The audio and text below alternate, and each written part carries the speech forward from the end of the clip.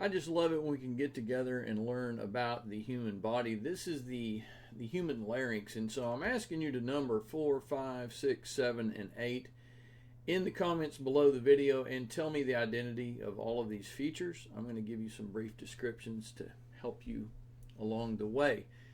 Remember that the answers as I see them will be in a link in the video description below. 4 is the guardian of the airways. What is this feature, this laryngeal feature?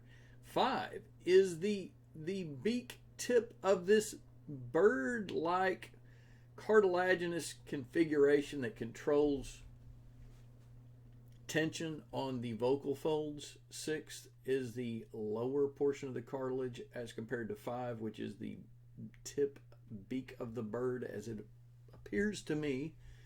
7 is a large cartilage. It's not quite as large as the thyroid cartilage in the front, but it is quite an impressive large cartilage of the larynx. And then lastly, there are numerous of these smaller cartilages that give integrity to the trachea or windpipe. Tell me your answers in the comments below. Thank you for coming. Keep coming back.